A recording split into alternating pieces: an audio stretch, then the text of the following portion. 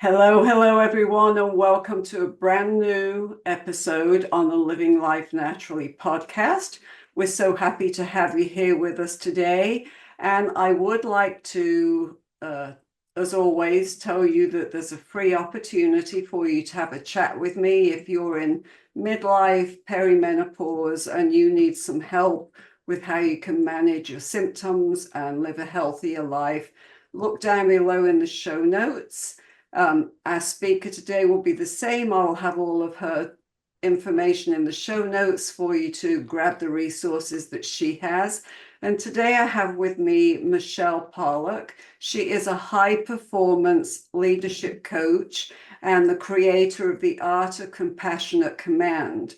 She works with high achieving women to determine what success looks like to them now, so life can feel as good as it looks. So since 2017, Michelle has supported over 100 executives and leaders in advertising, entertainment, law, academia, marketing, and the nonprofit sector, as well as multi-passionate entrepreneurs and innovators. So her clients have promoted multiple times, shifted culture within their organizations, successfully launched new companies, and even won numerous awards. So prior to founding Michelle Pollack Coaching, Michelle served as an executive and advisor to creatives, producers, and investors in the entertainment industry. On award-winning Broadway productions such as Avenue Q and Baz Luhrmann's La Boheme on Broadway, and as a creative executive on TV, shows like The New Adventures of Old Christine, Without a Trace, loved that show, and Grease. So thank you for joining us today, Michelle, and we're thrilled to have you here. Thank you so much. I'm so happy to be here with you, Lynn. And where are you joining us from? I am in Maplewood, New Jersey, right outside of New York City. Okay. Okay. So you've had an exciting career, and I'm sure now you've shifted focus. Does some of that have to do with how you see or how you noticed women are just not achieving as they should or just don't feel good about themselves? It really began with my own journey Mm-hmm. of, you read my bio and it sounds very exciting and kind of sexy, right? I worked in entertainment, I worked in theater, I was at opening nights with Baz Luhrmann, and I worked on, television shows, and um I still found myself for so much of the time feeling like something was missing. I just kept thinking to myself, this is it. Like, this is all there is. Um, I was, I couldn't put words to it at the time, but now I know I was just totally unfulfilled. And yet I had this vision of success for myself and what that looked like. It felt like if I let go of that vision of success, I was giving up, right? I was totally giving up and I was a failure. And so I held on to it for so long, despite the fact that I just was not particularly happy. My head would spin. I would constantly be Mm-hmm. questioning myself. And I found when I look back, I recognize that along the way, I was abandoning parts of myself to fit myself into this box of an idea that I'd created for myself. So when I was home with my kids for a few years, and I was grappling with, do I want to go back to work? Do I not want to go back to work?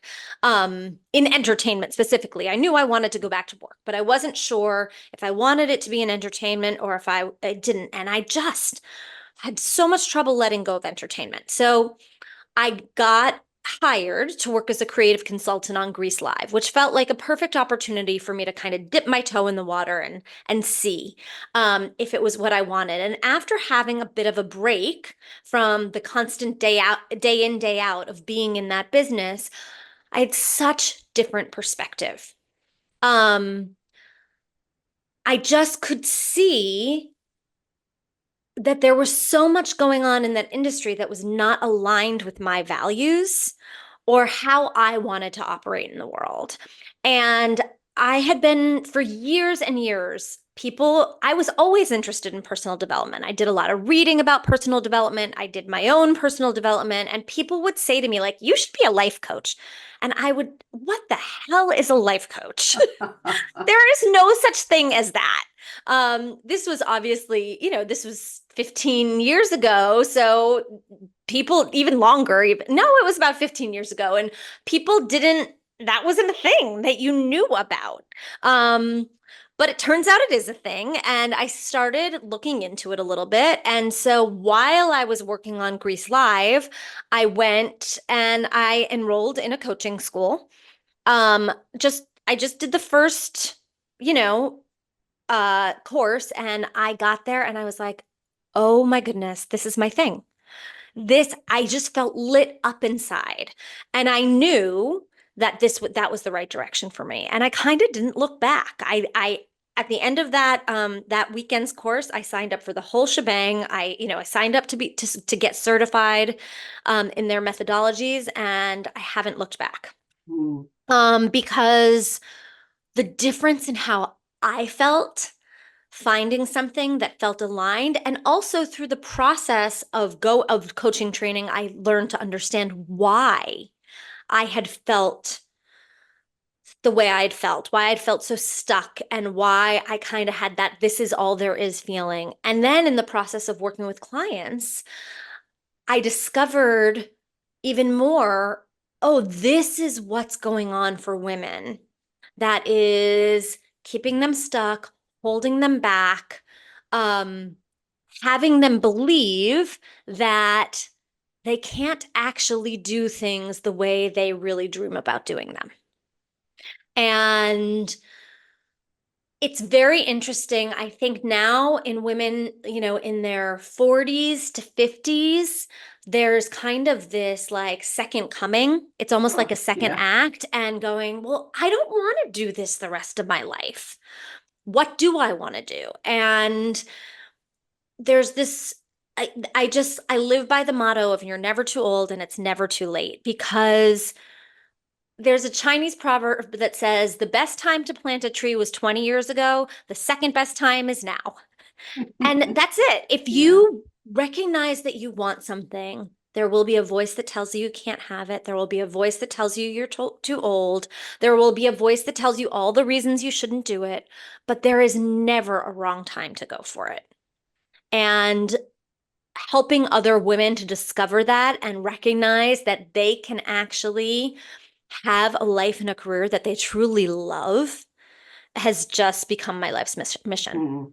And I so appreciate that. I think, as you know, I work with women in that midlife phase. And I think this is a time, as you say, that we sit back and we think, gosh, what is life about?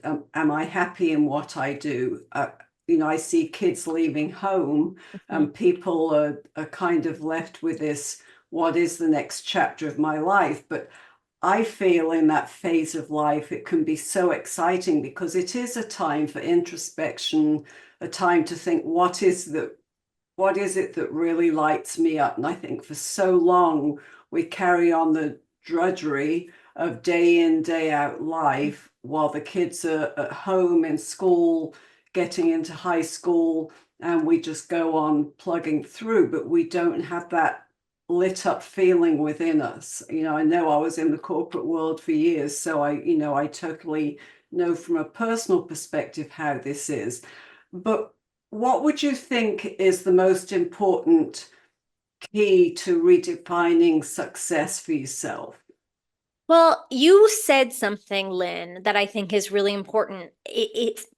For many women, there is this thing that happens either when they realize the kids are leaving or when the kids have left. And part of the reason it happens at that time is because as women, we have such a tendency to put ourselves last. Yes. And so we have not attended to ourselves at all. especially when we have children, but even for women who don't have children, you put your boss first, your significant other first, your friends first. You don't feel like you can say no to anything. Mm, There's just been, we are trained, and this goes back years and years and years and years to, the 1800s and how the patriarchy was set mhm, up. As women, we were actually unable to support ourselves or survive without a man, our father, a brother, a spouse, because we couldn't make our own money. We couldn't own our own land. So without a man, how could we actually mm, live? We couldn't have a home, a roof over our head, clothing on our back, food in our bellies. So we learned that in order to survive, we needed to take care of other people's needs. And so it's that deep seated in women. So mm, when I talk to women about people pleasing, and they think, so many women think, oh, there's something wrong with me. There's nothing wrong with you. This is a part of our DNA. Because at the time, for many women, it was traumatic to have to stay in those relationships, in a relationship that may have been abusive or may have been, fright, either emotionally or physically, or even just the fear of, if I don't keep this person happy, how am I going to survive? And of course, intellectually, we don't think that anymore, but there is a visceral nervous system and emotional response that we have. And so it's very, very challenging for us to think about how it's not even just, how do I put myself first? There is an element of that, but how can I also center myself inside of these relationships that I have, inside of these things? My children are important to me. I do want them to be a priority, but how do I make myself a priority as well? How do I look at what I want and need in this time in my life? And so that's part of the reason that I think it happens for so many women at this time. And that's also the answer as to, how do we redefine what success looks like for mm, us? Because I think it's answering that question. What do I want for myself and my life? What's important to me? And that can change along the way for so many people. I mean, when I set out in entertainment, that was what I wanted. But then I grew, I learned, and, thank you, Michelle Obama, we are always becoming. We truly are always becoming and shifting and changing and growing and understanding what our desires are in that moment. And so to continually ask yourself, what does success mean to me? What does it look like to me now at this moment in my life, not based on when I was in college or what my parents wanted for me or what my spouse wanted for me or what I learned from society was deemed, quote, successful, right? What do I want? And it's often very aligned with your values. mm. And most of the time, when I speak with women, when something feels stuck or off, it's because they're not honoring their core values in some way or another. Yeah, I can see that. You also talked about boundaries, and I think that is so important because, we were really the same thing. We were always brought up to say yes to people. And I That's know right. that was a big part of my problem because I was a people pleaser and I Mhm. was always so unhappy because you just can't please people all the time. It's a losing battle, Hmm. especially because the person that you're going to please the least is yourself. And you're going to be trying to take care of everybody else and make everybody else happy. And then when they're not, you're just resentful. And even when they are, you find yourself resentful because you're not making choices based on what works for you. Um, and so to be able, Melissa Urban, who is the creator of Whole30, also wrote a book about boundaries. And her definition of boundaries to me is the most wonderful definition because it's so positive. And I think women tend to think negative things about Yes. boundaries, right? And she talks about how the purpose of boundaries is to keep yourself and your relationships healthy and thriving. And so Mm. when you create a boundary, it allows you to keep yourself safe and healthy inside of that relationship, which allows the relationship then to thrive, right? Because it is what happens in so many relationships is you don't have boundaries and then you grit your teeth or you push down the frustration, you don't say anything, and then what happens is we explode, right? Right. So if we allow ourselves to actually create boundaries from the outset, there's no need to go through that frustration and angst. You actually get to have a healthy communicative relationship with somebody. It's just not something that we're taught. And it blows my mind. My daughter is a sophomore and she's taking pre-calculus. And I think about like, I never used pre-calculus in my entire life, Mm. but boundaries I need. Yeah, that's so true.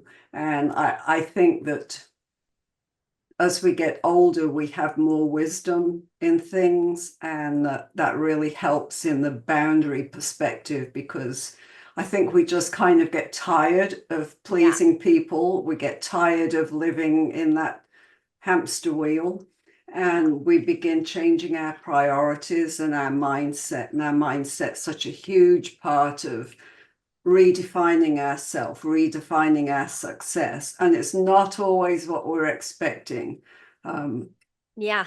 which is great because I'm a planner, and my family always has been like, why can't you just do something on the spur of the moment? And I found it so hard. It was not in my upbringing, but I've tried to add more spontaneity as I get older, because the other thing I've really realized when it comes to having a successful and happy life is living in the moment, because our moments pass so quickly and we should just really appreciate what we have now. And really, that's part of that whole self-care thing, live in the present, be out in nature and enjoy yourself. And I was just reading something else this week about how we don't get out in nature enough. And of course, I feel that's really grounding.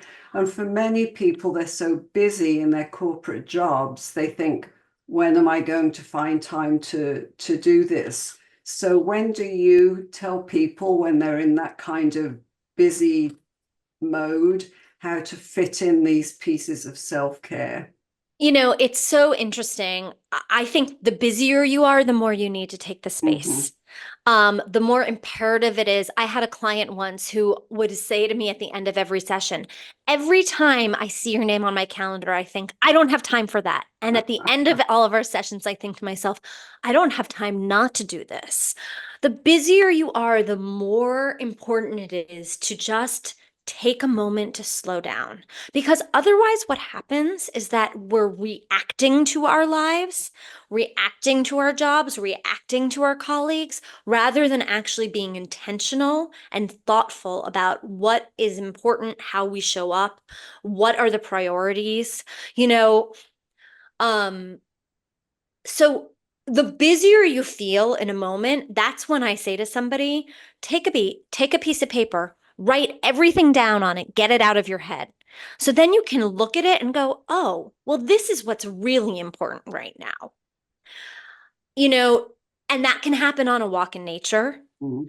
That can happen in a 2 minute meditation. People think about meditation and they're like, well, I need 20 minutes. No, Yeah, you could actually meditate in the shower.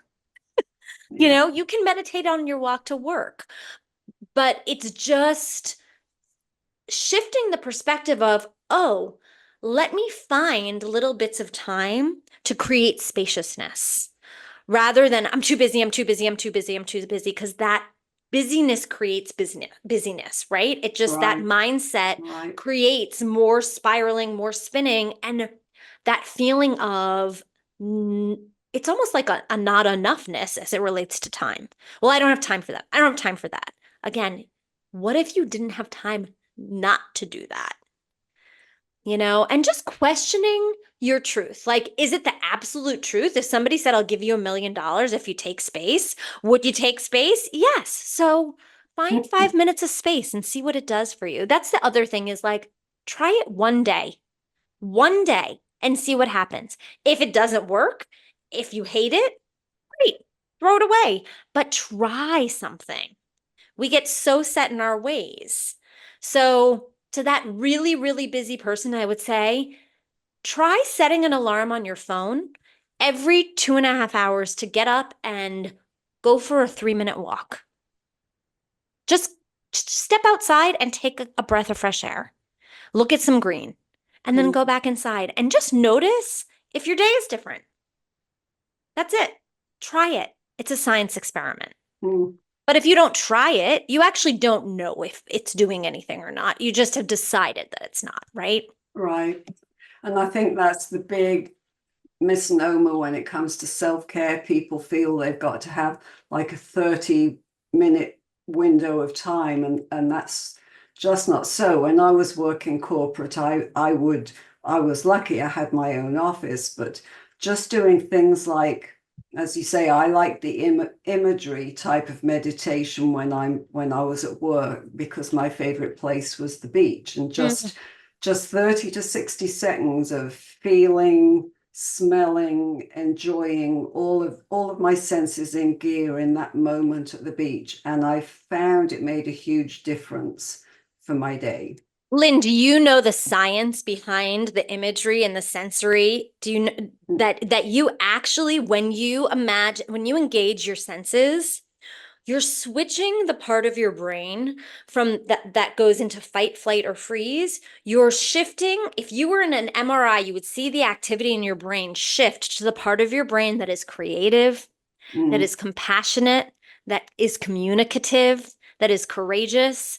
So, and I don't know why it's specifically engaging the senses, but it is specifically engaging the senses, and the way that you did will actually open up your thinking rather than keeping you in the like, oh my gosh, da da da da da da da. It will actually get you into that expansive place. So, yeah, that makes so much sense that was so successful for you.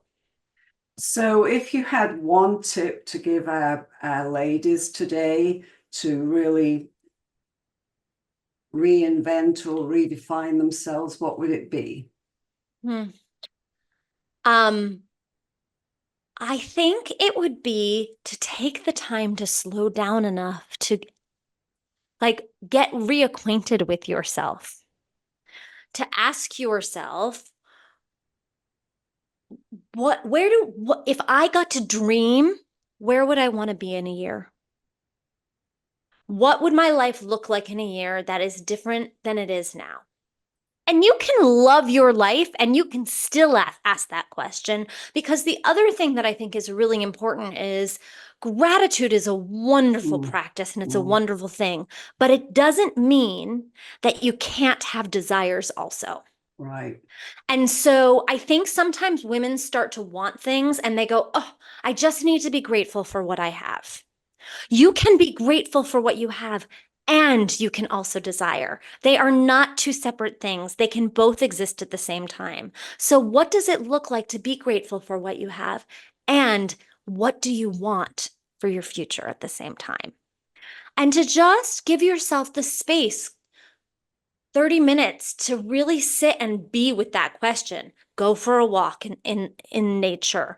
Sit and have a cup of coffee quietly. You know, for so many women, finding a moment of solitude for themselves, gift yourself that time to really sit and with that question of, what do I want for myself in a year that I don't have now? And that's the kind of the entryway in, whether it's in your career, whether it's a hobby or a way of being of service in the world, and to also remember that nobody else's definition of success is the same as yours. If you want to be home with your kids, you don't have to worry about all the other people that want to juggle or work-life balance. You get to be home, you get to want, whether that's possible for you or not, or you discover how to make that happen. But there is nothing, don't let society define what is right for you. Really come back to your heart and your values and in discovering what's best for you. Right. And I believe you also have a free quick action guide. I do. Speaking of saying no, I have the guide to stop saying yes when you really mean no. And it will help you so that sometimes we get so stuck in that moment and we're so caught off guard that we don't even know how to say no. So if you have some things in your back pocket, ways of saying no that actually feel good, that don't feel unkind or, don't you don't feel like you're going to snap at somebody. I don't want to do that. This gives you some ways of saying no that are not just that don't feel like it's so cut and dry, and allows you to have kind of a script so that you feel prepared in those situations. Great. I will put the link, excuse me, in the show notes, and as well as all of the social media for people to reach out to you or um, be able to get hold of you, follow you. And I really appreciate all that you've shared with us today, Michelle. Appreciate your time. And Thank you, Lynn. This is a delight. Great thanks. conversation. Thanks. Have a wonderful day. You have been listening to the Living Life Naturally podcast, where we're on a mission to inform, inspire, and encourage women to live their best life confidently, joyfully, and freely from what's been holding them back. For show notes and free resources, visit holistic-healthandwellness.com. And I'd be delighted if you'd follow us on socials to connect further. If you enjoyed this show, why not share it with your friends? If you found good value, chances are they will too. And of course, a 5-star review on iTunes is always greatly appreciated, as much as I appreciate you listening. So until next time, live life naturally and joyfully.